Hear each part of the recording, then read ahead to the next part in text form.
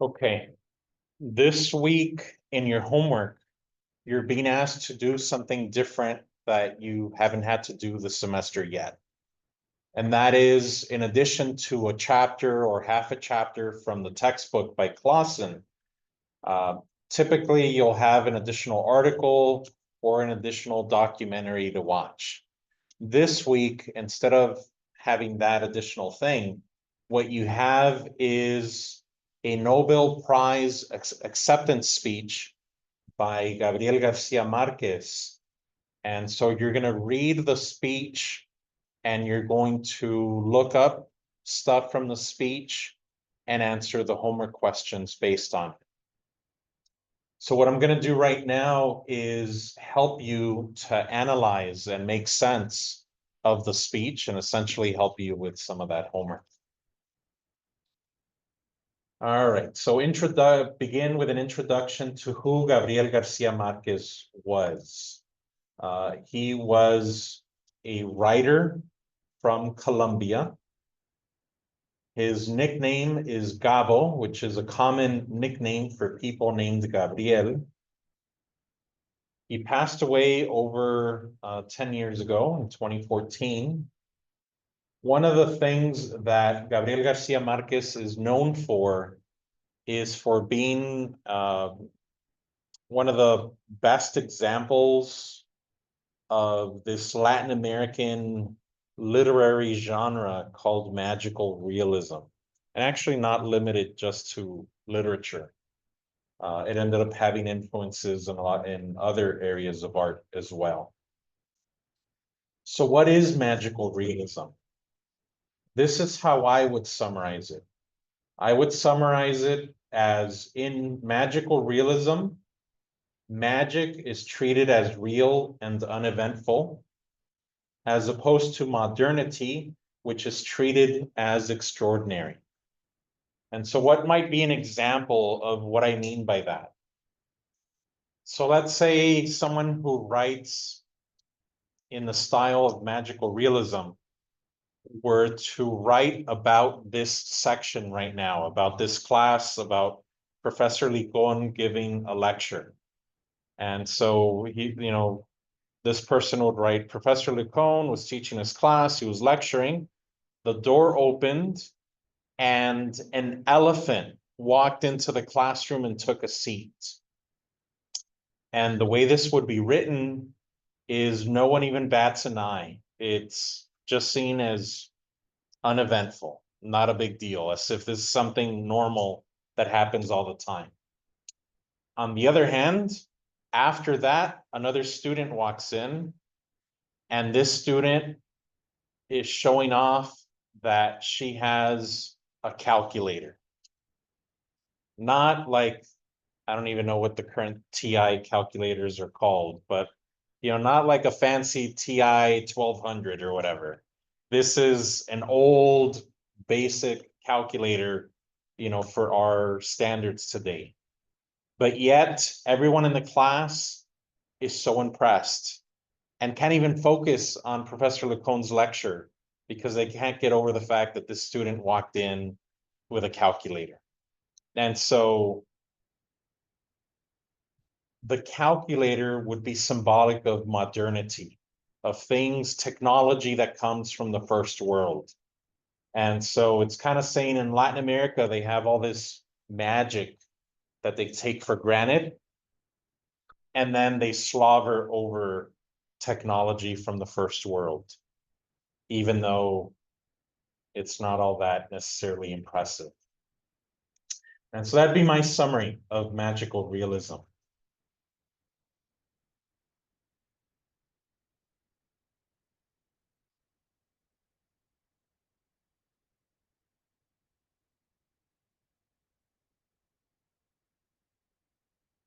So in 1982, Gabriel Garcia Marquez gave his Nobel Prize acceptance speech, and this is what we're reading here. The title he gave this speech is The Solitude of Latin America. Now, this can also connect to one of Gabriel Garcia Marquez's best-known novels, called 100 Years of Solitude. And so we can start trying to figure out what's the connection between his novel 100 Years of Solitude and this speech, which he titled The Solitude of Latin America.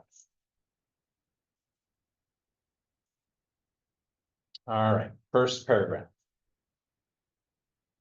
Antonio Pigafetta, a Florentine navigator who went with Magellan on the first voyage around the world, wrote upon his passage through our southern lands of America a strictly accurate account that nonetheless resembles a venture into fantasy. In it, he recorded that he had seen hogs with navels on their haunches, clawless birds whose hens laid eggs on the back of their mates, and others still resembling tongueless pelicans with beak-like spoons. He wrote of having a misbegotten creature with the head and ears of a mule, a camel's body, the legs of a deer, and the whinny of a horse. He described how the first native encountered in Patagonia was confronted with a mirror, whereupon that impassioned giant lost his senses to the terror of his own image. All right, so let's talk about this a little bit. Who is Magellan? Magellan is the person who led the first voyage around the world. And actually, he didn't make it all the way around the world. He led the voyage, and he ended up getting killed by natives in the Philippines. And kind of what was left of his initial expedition, those are the ones who ended up making it all the way around the world. All right, writing something that is strictly accurate, but nonetheless, oh, and then this other part. When he passed through the southern lands of America, he's not talking about the US South. He's talking about Magellan passing through what is now called the Strait of Magellan, in the southern tip of Patagonia, what we now call Argentina. And so, and then a strictly accurate account that nonetheless resembles a venture into fantasy. So it's saying when Europeans first arrived to the Americas, they were just describing what they saw. And when they were encountering new animals, the way to describe them is by comparing them to the animals they were already familiar with. So hence, this description that sounds like if it's fantasy, clawless birds who laid eggs on the backs of their mates, pelicans with beaks like spoons, a creature with the head and ears of a mule, a camel's body, and the legs of a deer, and the whinny of a horse, etc.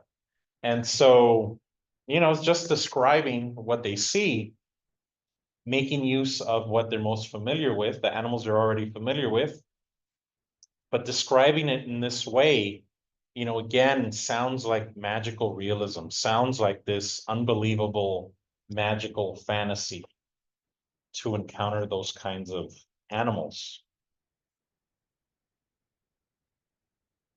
So, Magellan, the leader of that expedition that circumnavigated the world, and some possible answers for some of these unbelievable creatures. It could be that the peccary would be a description of what was meant by hogs with navels on their haunches. And I don't know these for sure. These are just possibilities. Peccary.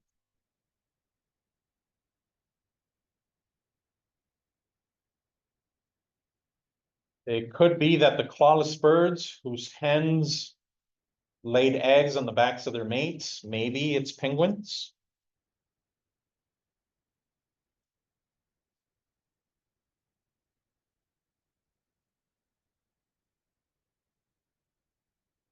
These tongueless pelicans with beaks like spoons, maybe it's the rosette spoonbill, or maybe it's the toucan. I'm not sure which one. they were referring to.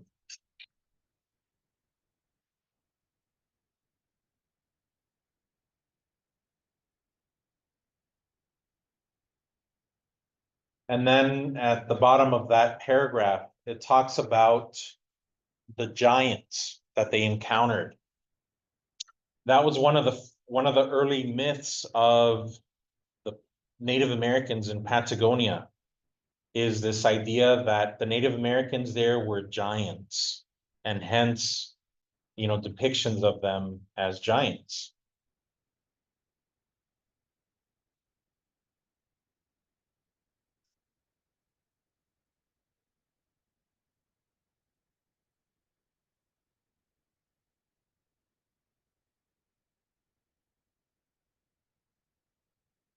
All right, continuing to the second paragraph. This short and fascinating book, which even then contained the seeds of our present day novels, is by no means the most staggering account of our reality in that age. The chronicles of the Indies left us countless others. El Dorado, our so avidly sought and illusory land, appeared on numerous maps for many a long year, shifting its place and form to suit the fantasy of cartographers. In his search for the fountain of eternal youth, the mythical Alvar Núñez Cabeza de Vaca explored the north of Mexico for 8 years in a deluded expedition whose members devoured each other, and only 5 of whom survived, of the 600 who had undertaken it. One of the many unfathomed mysteries of that age is that of the 11,000 mules, each loaded with 100 pounds of gold, that left Cusco one day to pay the ransom of Atahualpa and never reached their destination. Subsequently, in colonial times, hens were sold in Cartagena de Indias that had been raised on alluvial land and whose gizzards contained tiny lumps of gold. One founder's lust for gold beset us until recently. As late as the last century, a German mission appointed to study the construction of an interoceanic railroad across the Isthmus of Panama concluded that the project was feasible on one condition: that the rails not be made of iron, which was scarce in the region, but of gold. So here we have, the Chronicles of the Indies is basically what the explorers and conquistadors were writing, documenting, and they were documenting these things that are unbelievable, like El Dorado, a city of gold, the Fountain of Youth, and then these incredible stories that there would be 11,000 mules, each one with 100 pounds of gold, and they all just disappeared.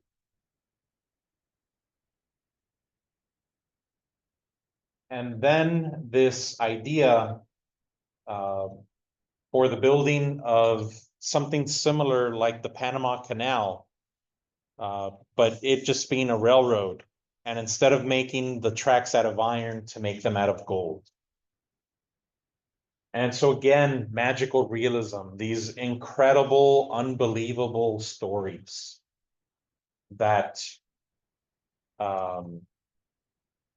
that are real in certain ways, or at least people thought of them as real, took them seriously.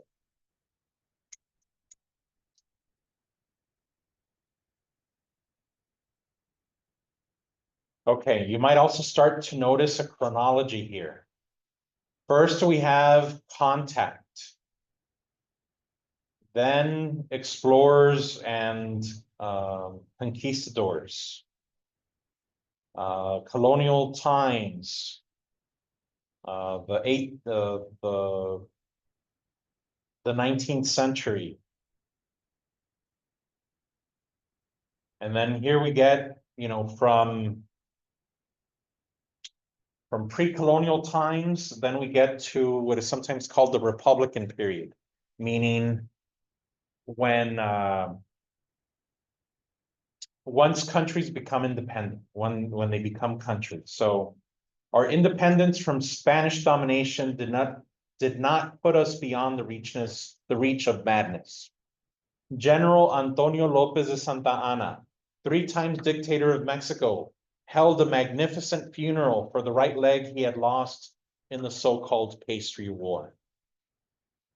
General Gabriel Garcia Moreno ruled Ecuador for 16 years as an absolute monarch, and at his wake, the corpse was seated on the presidential chair, decked out in full dress uniform and the protective layer of medals.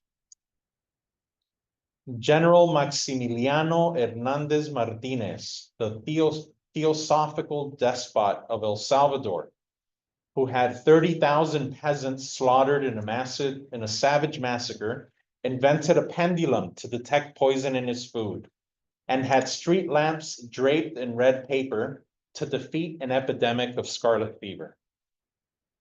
The statue of General Francisco Morazan, erected in the main square of Tegucigalpa, is actually one of Marshal Ney, purchased at a Paris warehouse of secondhand sculpture. So it's saying even, not just the Spanish at contact, conquest, or colonial times, but now moving on to when countries became independent, their leaders still have these incredible, unbelievable stories.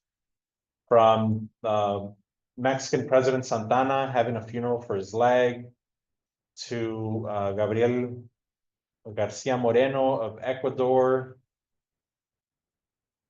having his wake, sitting in a chair in full uniform, to General Maximiliano Hernandez Martinez of El Salvador, having these ways of trying to fight off scarlet fever. And then Tegucigalpa, by the way, is a city in the Central American country of Honduras. And so this leader of Honduras put up a statue of himself, and it turns out it's not a statue of him. Now getting to more recent times. So again, this speech is given in 1982. I'm sorry, 1982. And so 11 years would be around 1971. 11 years ago, the Chilean Pablo Neruda, one of the outstanding poets of our time, enlightened this audience with his word. Since then, the Europeans of goodwill, and sometimes those of bad as well, have been struck with ever greater force by the unearthly tidings of Latin America, that boundless realm of haunted men and historic women whose unending obstinacy blurs into legend. We have not had a moment's rest. A Promethean president entrenched in his burning palace died fighting an entire army alone. And 2 suspicious airplane accidents, yet to be explained, cut short the life of another great-hearted president, that of a democratic soldier who had revived the dignity of his people. There have been 5 wars and 17 military coups. There emerged the diabolic dictator who is carrying out in God's name the first Latin American ethnocide of our time. In the meantime, 20 million Latin American children died before the age of 1, more than have been born in Europe since 1970. Those missing because of repression nearly number 120,000, which is as if no one could account for all the inhabitants of Uppsala. Numerous women arrested while pregnant have given birth in Argentine prisons. Yet nobody knows the whereabouts and identity of their children who were furtively adopted or sent to an orphanage by order of the military authorities. Because they tried to change the state of things, nearly 200,000 men and women have died throughout the continent, and over 100,000 have lost lives in 3 small, ill-fated countries of Central America: Nicaragua, El Salvador, and Guatemala. If this had happened in the United States, this corresponding figure would be that of 1,600,000 violent deaths in 4 years. So in this paragraph, first of all, so the Chilean Pablo Neruda, one of the outstanding poets of the time, basically what has happened in Latin America in the 1970s.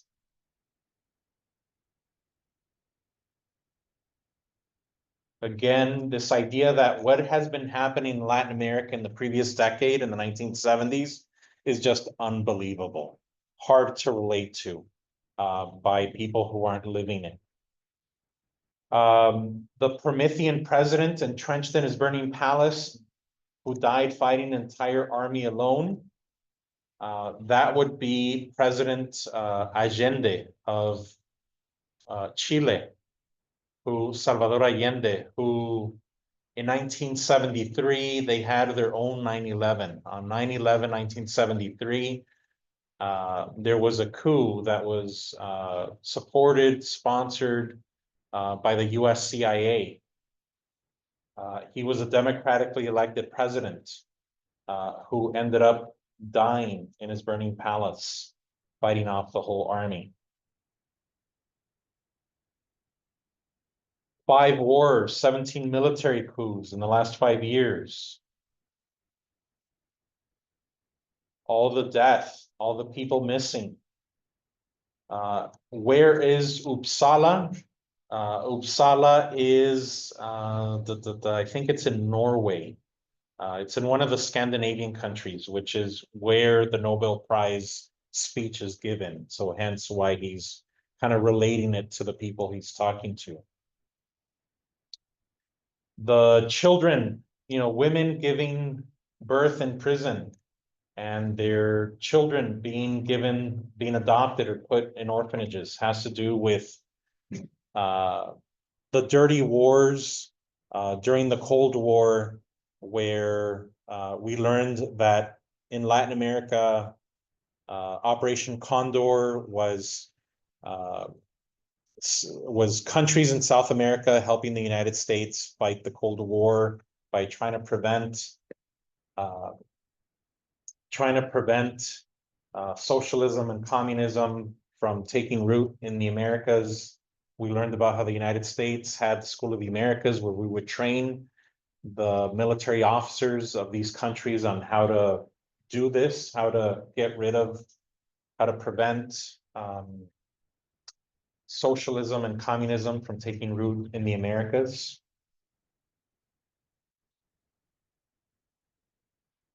And then the Central American wars happening in the 1970s and 80s, and just a lot of death. I'll read it and then explain. Next paragraph. 1 million people have fled Chile, a country with a tradition of hospitality. That is 10% of its population. Uruguay, a tiny nation of 2.5 million inhabitants, has considered itself the continent's most civilized country and has lost to exile 1 out of every 5 citizens. Since 1979, the civil war in El Salvador has produced almost 1 refugee every 20 minutes. The country that could be formed of all the exiles and forced immigrants of Latin America would have a population larger than that of Norway. And so here we move on from the deaths to migration, the refugees that are leaving their countries because of all the devastation going on. Next one. I dare to think that it is this outsized reality and not just its literary expression that has deserved the attention of the Swedish Academy of Letters. So the Swedish Academy of Letters, they're the ones that decide who's going to get the Nobel Prize. A reality not of paper, but one that lives within us and determines each instant of our countless daily deaths, and that nourishes a source of insatiable creativity, full of sorrow and beauty, of which this roving and nostalgic Colombian is but one cipher more, singled out by fortune. Poets and beggars, musicians and prophets, warriors and scoundrels, all creatures of that unbridled reality, we have had to ask but little of imagination, for our crucial problem has been a lack of conventional means to render our lives believable. This, my friends, is the crux of our solitude. So again, Latin America having an outsized reality. And he's saying, you know what? I think I'm getting this award, this recognition of the Nobel Prize in Literature by the Swedish Academy of Letters, not just because of me, but because of this unbelievable reality that Latin America was experiencing in the 1970s and early 80s. Where there's just the things that are happening there are so unbelievable that the people who write about this, the creative people of Latin America, you know, like if they just write their reality, you know, that'll come across as like creativity, because they don't need a lot of imagination to write these incredible things that are happening. However, this did get Gabriel Garcia Marquez into some trouble, because, you know, he was kind of implying that literary and creative people in Latin America didn't need a lot of creativity, or that implying that maybe they weren't that creative, by saying that they didn't have to be that creative in order to write these incredible things. But he is saying, again, going back to the novel 100 Years of Solitude and to the theme of this speech, that making their lives believable, having people relate to this unbelievable reality that they've been living, is at the heart or at the center of why they feel alone. They feel not understood. They have this solitude. Next one. And if these difficulties, whose essence we share, hinder us, it is understandable that the rational talents on this side of the world, exalted in the contemplation of our own cultures, should have found themselves without valid means to interpret us. It is only natural that they insist on measuring us with the yardstick that they use for themselves, forgetting that the ravages of life are not the same for all, and that the quest of our own identity is just as arduous and bloody for us as it was for them. The interpretation of our reality through patterns not our own serves only to make us ever more unknown, ever less free, ever more solitary. Venerable Europe would perhaps be more perceptive if they tried to see us in its own past. If only it recalled that London took 300 years to build its first city wall, and 300 years more to acquire a bishop. That Rome labored in a gloom of uncertainty for 20 centuries, until an Etruscan king anchored in its history, and that the peaceful Swiss of today, who feast us with their mild cheeses and apathetic watches, bloodied Europe as soldiers of fortune as late as the 16th century. Even at the height of the Renaissance, 12,000 Lascanettes in the pay of the imperial army sacked and devastated Rome and put 8,000 of its inhabitants to the sword. Well, yeah. So again, you know, people in Europe, you know, naturally kind of compare Latin America to themselves. But it might be useful if they if they would see them in their past, because they realize if they look at their past that they have these incredible, unbelievable stories as well. I do not mean to embody the illusions of Tonio Kroger, whose dreams of uniting a chaste North to a passionate South were exalted here 50 years ago by Thomas Mann.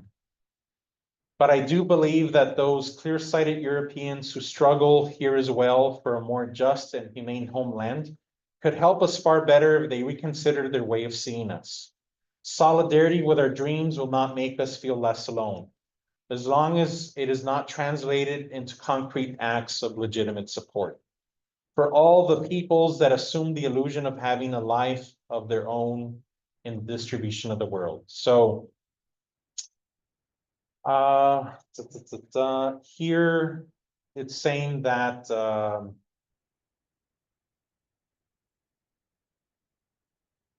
kind of, having solidarity with Latin America kind of in the abstract is not as helpful as, providing concrete acts of legitimate support, basically. Yeah. Next one, Latin America neither wants nor has any reason to be a pawn without a will of its own, nor is it merely wishful thinking that its quest for independence and originality should become a Western aspiration. However, the navigational advances that have narrowed such distances between our Americas and Europe seem conversely to have accentuated our cultural remoteness. Why is the originality so readily granted to us in literature so mistrustfully denied us in our difficult attempts at social change? Why think that the social justice sought by progressive Europeans for their own countries cannot also be a goal for Latin America, with different methods for dissimilar conditions? No. The immeasurable violence and pain of our history are the result of age-old inequities and untold bitterness, and not a conspiracy plotted 3,000 leagues from our home. But many European leaders and thinkers have thought so, with the childishness of old-timers who have forgotten the fruitful excess of their youth, as if it were impossible to find another destiny than to live at the mercy of the two great masters of the world. This, my friends, is the very scale of our solitude.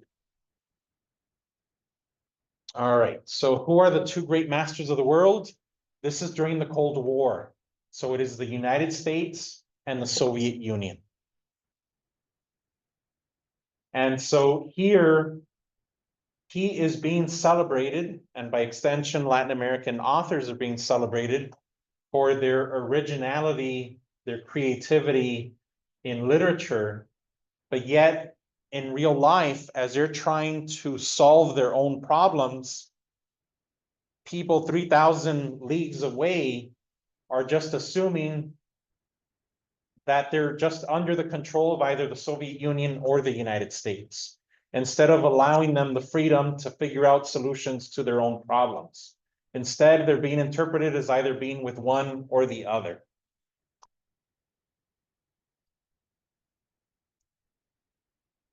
In spite of this, to oppression, plundering, and abandonment, we respond with life. Neither floods nor plagues, famines nor cataclysms, nor even the eternal wars of century upon century have been able to subdue the persistent advantage of life over death. An advantage that grows and quickens every year. There are 74 million more births than deaths, a sufficient number of new lives to multiply each year the population of New York sevenfold. Most of these births occur in the countries of least resources, including, of course, those of Latin America. Conversely, the most prosperous countries have succeeded in accumulating powers of destruction, such as to annihilate 100 times over, not only all the human beings that have existed to this day, but also the totality of all living beings that have ever drawn breath on this planet of misfortune. So he's saying they've been having such a hard time, and yet there's this silver lining that Latin America, despite all this death, despite all this war, despite all these refugees, they have life beating death. They have more children being born than people dying. And there's this irony that these poor countries in Latin America have hope and are creating life, while the first world and most powerful countries in the world, what they're doing with those riches, with that wealth, is creating nuclear bombs, nuclear arsenals with the power to destroy every human being on the planet multiple times over.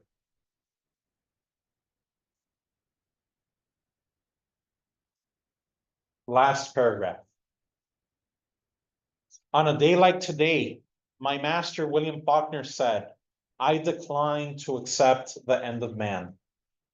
I would fall unworthy of standing in this place that was his if I were not fully aware that the colossal tragedy he refused to recognize 32 years ago is now, for the first time since the beginning of humanity, nothing more than a simple scientific possibility. Faced with this awesome reality that must have seemed a mere utopia through all of human time, we, the inventors of tales, who will believe anything, feel entitled to believe that it is not yet too late to engage in the creation of the opposite utopia, a new and sweeping utopia of life, where no one will be able to decide for others how they die, where love will prove true and happiness be possible, and where the races condemned to 100 years of solitude will have at last and forever a second opportunity on earth. So what is he concluding with? He's recognizing that the writer, William Faulkner, had also done the same thing, won the Nobel Prize in Literature, and gave an acceptance speech in the same place that he's doing at the moment. That was 32 years prior. But he's saying that William Faulkner was not, he wasn't willing to accept, the possible end of man. But now in 1982, when Gabriel Garcia Marquez is giving this speech, now it is nothing more than a simple scientific possibility. So now, it is quite possible, and it is a real fear that the United States and the Soviet Union are going to kill everybody. And at the end, he's talking about the importance of creative people, the importance of artists, the importance of writers, the importance of poets, because they are the creative ones in society. And so they are the ones who have the responsibility to imagine. It's like this idea that you can't build what you can't even imagine. If you can't imagine it, you can't build it. And so this idea that it is up to them to imagine a different possibility, where there won't be, countries like the US and the Soviet Union who decide, who lives and who dies. And that the people of Latin America, those that have been condemned to 100 years of solitude, will have a second opportunity on earth. And so, part of this speech is chronological, beginning with contact to conquest, to colonial times, to early Republican times, to the present. And part of it is also transitioning from tragedy to hope, from death to life. And so that's another way in which the speech develops. Just making sure there isn't anything else I'm forgetting to address here.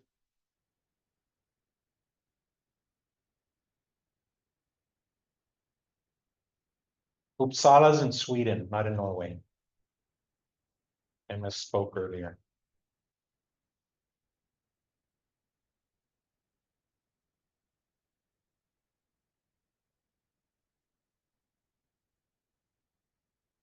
So there's other, novels that he wrote, not just 100 Years of Solitude. The 100 Years of Solitude is due to come out soon with a series on Netflix. So that'll be interesting. An example of how magical realism was not just a part of literature, but also in other artistic areas like film, or in this example, paintings. These are these paintings by Botero, also from Colombia, whose paintings are full of these kind of plump, bigger than life characters.